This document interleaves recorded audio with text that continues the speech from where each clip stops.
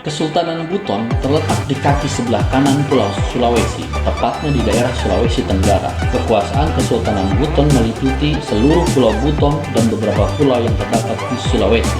Lokasi tersebut merupakan kawasan kerajaan Buton yang sudah ada sejak abad ke-12. Kesultanan Buton terletak di pulau yang strategis dengan jalur pelayaran yang menghubungkan pulau-pulau penghasil rempah di kawasan timur Nusantara. Meskipun Portugis dan Belanda sudah masuk ke Indonesia sejak 1600-an, dua bangsa Eropa tersebut tidak pernah berani menjajah Kesultanan Buton. Bahkan, penduduk tidak pernah mengalami kerja paksa. Sebaliknya, Buton dijadikan tempat singgah karena letaknya yang strategis.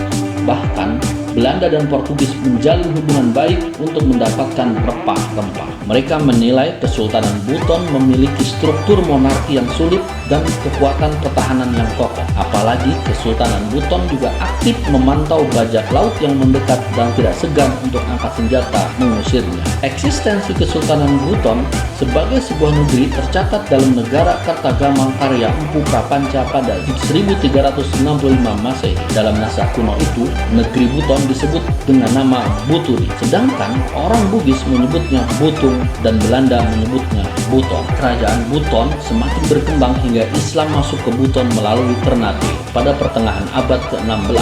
Perubahan Buton menjadi kesultanan terjadi pada tahun 1542 Masehi. Setelah Raja Lakila Punto masuk Islam, kerajaan Buton semakin berkembang dan mencapai masa kejayaan pada abad ke-17. Sultan terakhir yang berkuasa di Buton adalah Sultan Muhammad Falihi Kaimuddin. Kekuasaannya berakhir pada 1960.